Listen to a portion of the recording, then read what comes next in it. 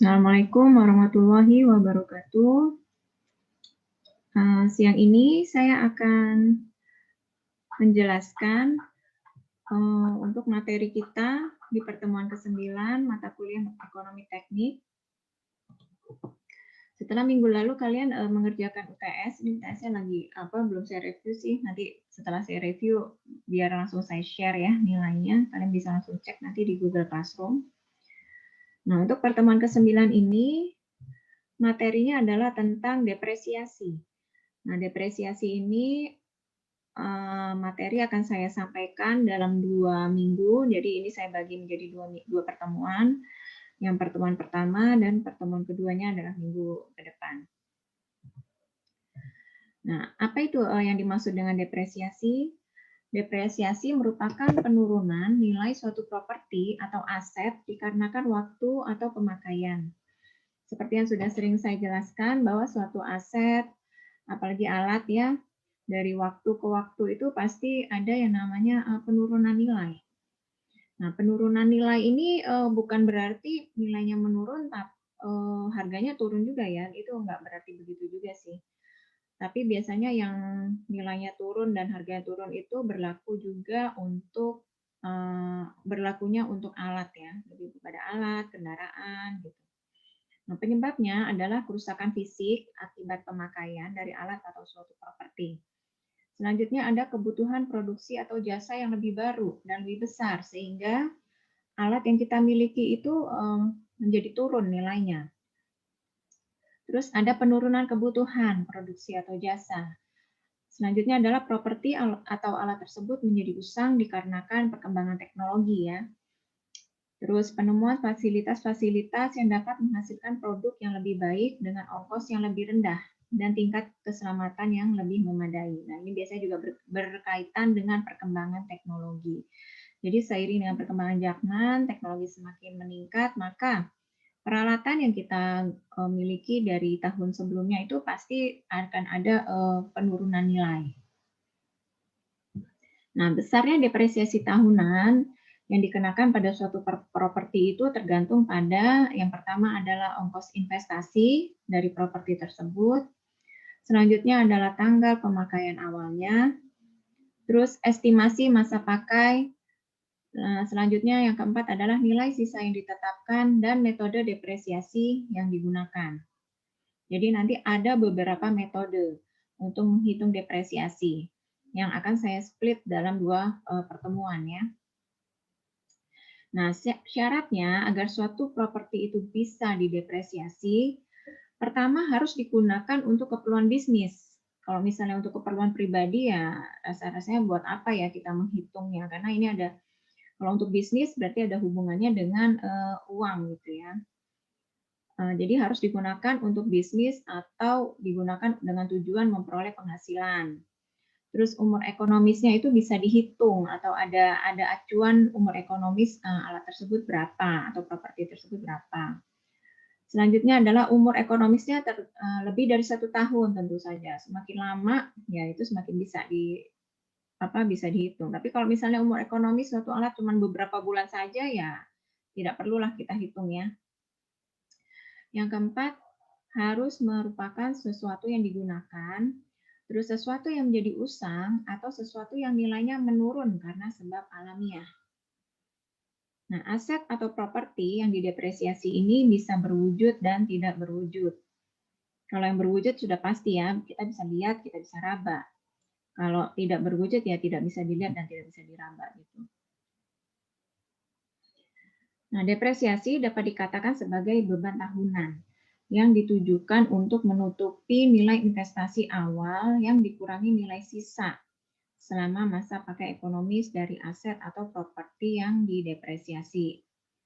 Nah, depresiasi itu sebenarnya adalah pengeluaran bukan tunai.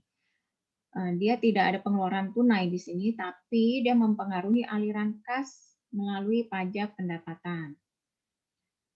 Sedangkan akuntansi depresiasi adalah alat untuk mengalokasikan nilai terdepresiasi dari suatu aset selama umur depresiasinya. Nah, akuntansi depresiasi akan memberikan 1. Pengembalian modal yang telah diinvestasikan pada properti. Terus yang kedua, estimasi nilai jual dari aset yang telah didepresiasi. Jadi kalau setelah kita hitung gitu, kita mau jual kembali, kita bisa tentukan nilai jualnya itu berapa minimal. Selanjutnya adalah depresiasi maksimum yang diperbolehkan oleh Undang-Undang Pajak. Nah, itu berapa depresiasi maksimumnya? Nah, berbagai pengeluaran yang terjadi pada saat produksi itu termasuk pengeluaran yang dikurangkan dari pendapatan sebelum pendapatan tersebut dikenakan pajak. Itu dasar perhitungan depresiasi. Contohnya ada pengeluaran yang berkaitan dengan tenaga kerja, bahan perawatan, asuransi, tingkat bunga, dan sebagainya ya. Nah, itu nanti dikurangkan secara langsung pada saat dipakai. Sehingga pendapatan yang kena pajak telah dikurangi dulu dengan pengeluaran di atas tadi.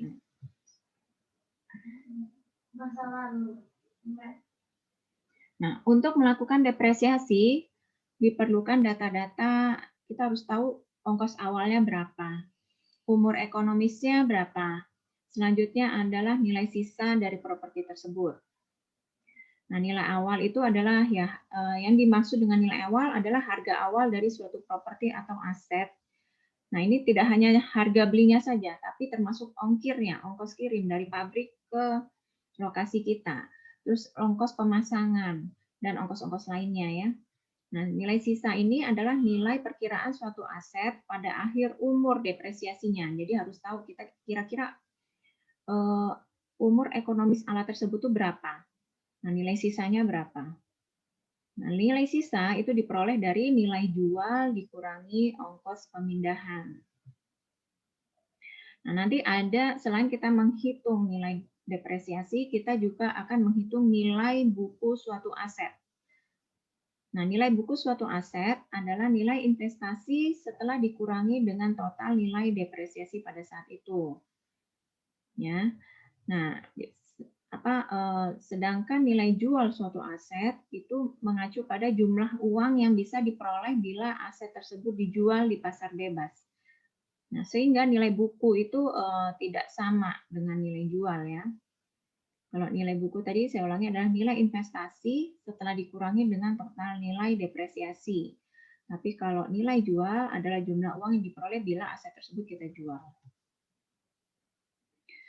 Nah, nilai jual suatu bangunan atau tanah itu harga jualnya selalu naik, maka nilai bukunya akan turun akibat depresiasi. Jadi tidak selalu bahwa ketika nilai bukunya turun maka harga jualnya juga akan turun juga ya, tidak selalu begitu. Nah, ini adalah metode-metode dalam penghitungan depresiasi. Yang pertama ada metode garis lurus.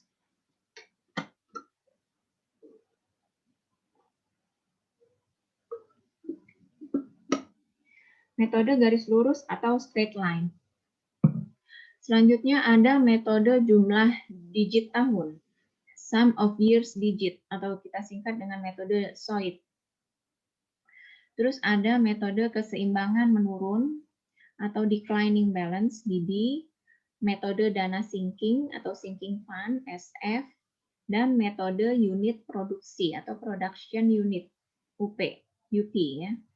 Nah, yang akan kita pelajari di pertemuan kali ini adalah yang SL dan SOID. Sementara DB, SF, dan UP itu akan kita pelajari di pekan mendatang.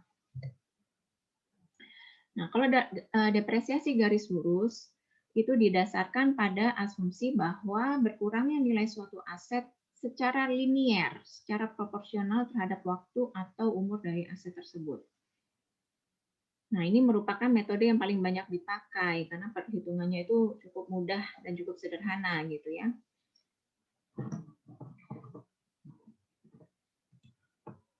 Nah, untuk rumusnya, jadi besarnya depresiasi tiap tahun itu, ini rumus depresiasinya dengan metode garis lurus adalah DT, D pada tahun ke T gitu ya, sama dengan P dikurangin S. P itu ongkos awal, present ya, masih ingat ya, P, F, A. Nah ini P, kita pakai ongkos awal, dikurangi S nilai sisa, dibagi N. N adalah masa pakai umur dari aset tersebut yang dinyatakan dalam tahun. Ini untuk mencari depresiasi. Selanjutnya kita juga harus menghitung nilai buku. Untuk nilai buku, atau BVT.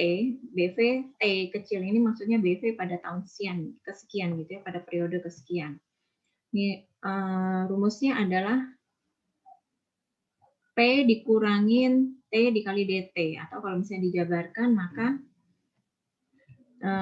DT ini adalah rumusnya, DT ini kita jabarkan rumusnya menjadi P dikurangin S dibagi N dalam kurung dikali T ya periodenya. Nah, itu tadi adalah metode garis lurus. Selanjutnya adalah metode jumlah digit tahun atau SOID.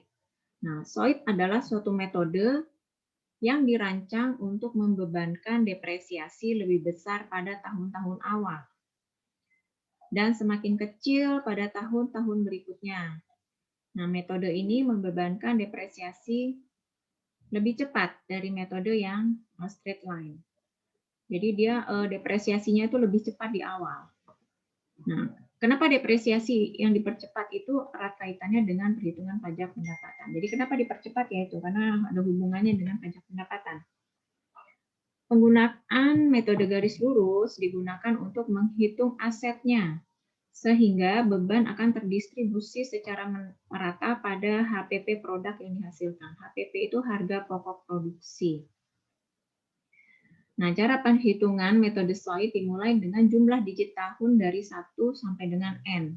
Jadi kita jumlahkan jumlah digit tahunnya. Misalnya 3 tahun, maka kita jumlahkan 0 tambah 1 tambah 2 tambah 3 gitu ya, berapa. Nah, itu adalah nilai SOID-nya. Untuk rumusnya ini menghitung DT. DT di sini rumusnya adalah N dikurangin T plus 1 per SOID. SOID tadi adalah jumlah digit tahunnya ya, dalam kurung dikali dalam kurung P dikurangin S. Ongkos awal dikurangi nilai sisa.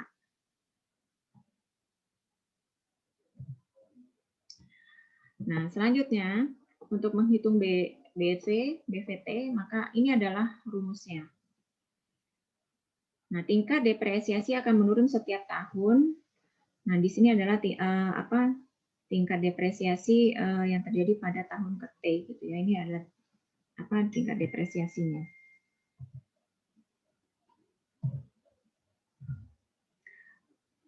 Nah, setelah ini kita akan coba masuk ke contoh soal ya. Kita coba mengerjakan, ini ada sebuah soal. Sebuah perusahaan membeli alat berat dengan harga 38 juta. Di sini ada biaya pengiriman dan uji coba sebesar 1 juta. Nah, masa pakai ekonomis dari alat ini adalah 6 tahun dengan perkiraan nilai sisa sebesar 3 juta. Ini nilai sisanya 3 juta. Nah, maka kita coba hitung metode depresiasi garis lurus dengan menggunakan metode garis lurus. Di sini kita hitung nilai awal dari alat tersebut berapa, terus kita harus buat tabel jadwal depresiasi dan nilai buku selama masa pakai. Lalu yang kedua, kita hitung dengan menggunakan SOID. Sama, kita hitung depresiasi dan nilai buku tiap tahunnya. Di sini coba kita kerjakan bersama-sama ya. Saya akan jelaskan caranya. Nanti harap kalian simak caranya seperti apa, dan kalian kerjakan lagi, ulang, sesuai dengan cara yang saya jelaskan sesaat lagi ya. Pertama kita coba kerjakan soal yang A poin ke-1, nilai awal. Nah, nilai awal di sini adalah P-nya ya, jadi kita cari P-nya.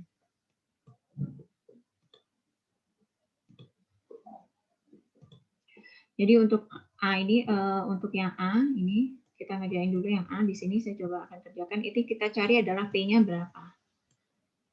Nah, P-nya di sini kan harga awalnya 38 juta. Ya kan, 38 juta.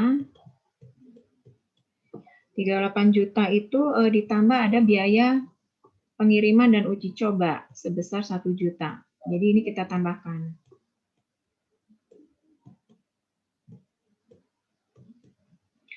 Nah, nilai awalnya di sini kita sudah dapat yaitu 39 juta ya. 39 juta.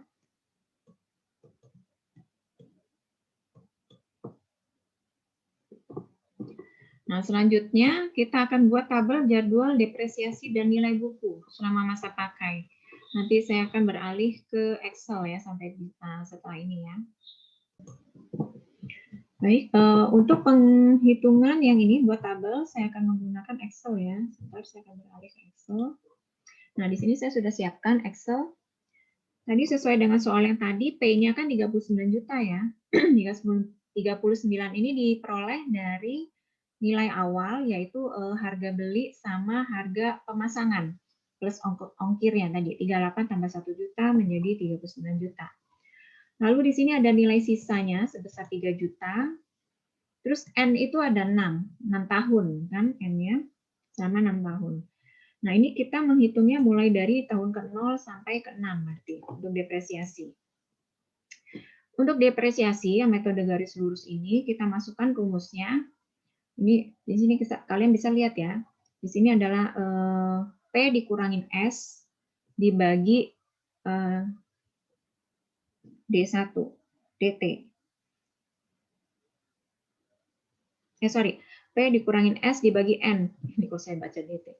Ini maksudnya N ya. P, jadi rumusnya adalah P dikurangin S dibagi N. Dari sini. Nah, untuk metode garis lurus, ini kalau kita tarik, karena rumusnya sama, sebentar ya, saya salah deh. Bentar, ini saya coba copy. Karena sebenarnya sama kan. Jadi rumusnya adalah sama dengan P dikurangin S ini terus dibagi dengan N ya, jumlah N ya. Nah, untuk metode garis lurus ini semuanya sama. Dari tahun ke-0 sampai tahun ke-6 itu akan sama. Ini kita coba lagi di tahun ke-6. Jadi P dikurangin S. Nah, terus dibagi tahunnya ya. Nah, jadi ininya sama. Ini saya akan copy aja.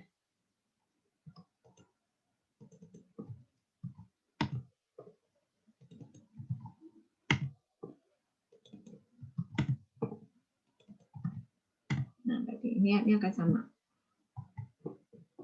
Nah, bagaimana dengan nilai bukunya?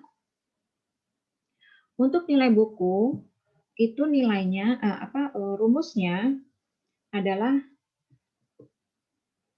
P-nya ini dikurangin T akhir per periodenya ini T-nya dikali dengan dikali dengan depresiasi. Jadi ada P, ini saya coba copy ya. Nah, di sini P dikali dengan dikurangin periode. Ini periodenya saya ganti yang ini. Dikali dengan depresiasinya. Nah, maka akan seperti ini hasilnya. 33 juta.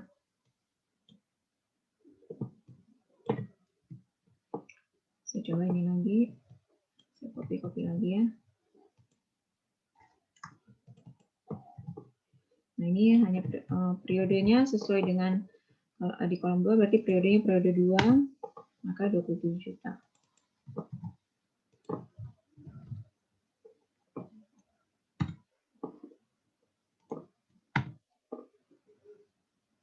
Dan seterusnya gitu ya. Memang lebih mudah menggunakan ini sih Excel karena kalau kalian nanti manual mengerjakannya ya kalian hitung satu-satu berarti nanti sesuai dengan rumusnya. Ini jadi pengaplikasian rumusnya sesuai dengan tadi yang rumus saya udah kasih ya di materi, tinggal kalian masukin aja angkanya sesuai rumus. Jadi ini T-nya mengikuti periode yang berjalan.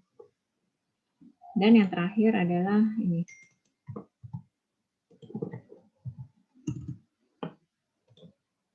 Gitu ya. 3 juta. Oke. Mudah-mudahan untuk yang garis lurus ini bisa dipahami ya. Silakan kalian lihat rumusnya tadi di teori yang sudah saya sampaikan. Tinggal kalian aplikasikan saja dan masukkan angkanya. Nah, selanjutnya kita pecahkan coba dengan metode solid ya.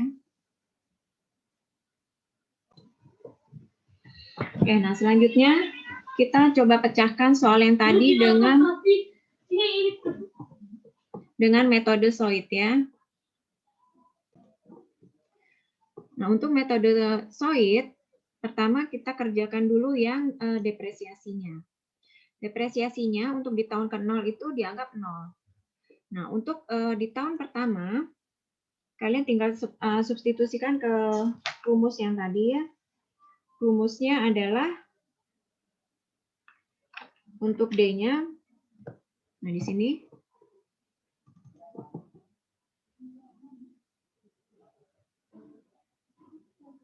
sisa umur aset untuk DT-nya adalah sisa umur aset. Untuk DT-nya N dikurangin periode. Jadi N dikurangin periodenya berapa? Dikurangin T ya. N dikurangin T ditambah 1. Terus dibagi SOID. Nah, di sini saya sudah kerjakan SOID-nya. SOID-nya angkanya 21. Ini diperoleh dari mana? 21 di sini adalah penjumlahan dari jumlah tahun. Jadi karena N-nya adalah 6, kan berarti tahun ke-1, 2, 3, 4, 5, 6 ini kita jumlahkan 1, tambah 2, tambah 3, dan seterusnya sampai tambah 6, maka totalnya adalah ini, 21. Nah, sehingga saya kembali lagi ke depresiasi.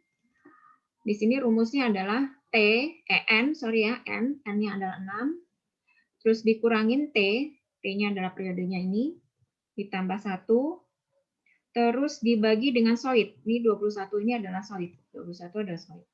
Selanjutnya dikali P dikurangin S. P-nya 39 juta, S-nya atau nilai sisanya adalah 3 juta. Maka hasilnya adalah demikian. Nah, untuk nilai depresiasi tahun-tahun selanjutnya adalah, kita tinggal tarik aja ya, rumusnya adalah seperti ini. Jadi tetap sama, N dikurangin T ditambah 1 dibagi SOID dikali P dikurangin S. Hasilnya segini. Nah, di sini kalian bisa lihat bahwa semakin bertambah tahun maka depresiasinya semakin menurun. Bagaimana dengan nilai buku? Untuk di tahun awal atau tahun pertama sudah pasti nilainya full ya. Bukan tahun pertama, tahun ke-0. Ketika baru beli tahun ke-0-nya, maka tetap sama 39 juta. Lalu tahun pertama, akhir tahun pertama, rumusnya adalah P-nya adalah 39, dikurangin, ini agak rumit ya, nanti kalian bisa lihat lagi di presentasi saya yang tadi, di PPT-nya, di PowerPoint-nya. T dalam kurung dikurangin N, ini T dalam kurung dikurangin N, 6 ini N, nah 16 ini T-nya ya, ini saya coba double klik, nah maka T periodenya dalam kurung dikurangin N, saya ulangi lagi ya, P dikurangin dalam kurung adalah T dikali N, dikurangin T lagi, dibagi 2, ditambah setengah. Setengah 0,5 ini memang rumusnya 0,5. Kalian tinggal ikutin saja, dibagi SOID. Ini SOID-nya 21 ini ya. Dikali, ini 36 juta adalah dikali P dikurangin S. Ini langsung saya tulis aja 36 juta. Hasilnya seperti ini. Kalau kita tarik ke bawah, maka nilai bukunya juga semakin lama akan semakin berkurang. Sama seperti nilai depresiasi. Tapi pengurangannya itu besar di awal. Lama-lama semakin mengecil. Nah, kenapa? Jadi metode, sekali lagi penggunaan metode ini tergantung perusahaannya ya. Dia mau pakai yang mana. Metode garis lurus dia paling mudah digunakan, pengurangannya secara linear. Tapi kalau metode SOID, pengurangannya besar di awal, sehingga untuk penghitungan pajak diambil dari nilai buku kan. Nah, jadi nilai buku ini per tahunnya. Nah, sehingga akumulasi pajaknya itu di awal tuh nggak begitu besar gitu. Nah, jadi kurang lebih seperti itu cara pengerjaannya ya. Mudah-mudahan bisa dipahami. Coba nanti kalian ulang-ulang lagi materi saya ini dan kalian ulangi pengerjaannya ini sesuai dengan penjelasan yang sudah saya berikan. Jadi saya harap kalian simak dulu video tutorial ini baru kalian kerjakan ulang contoh soal yang tadi. Ya, mudah-mudahan bisa dimengerti dan dipahami. Terima kasih sudah menyimak. Saya tutup dengan Assalamualaikum warahmatullahi wabarakatuh.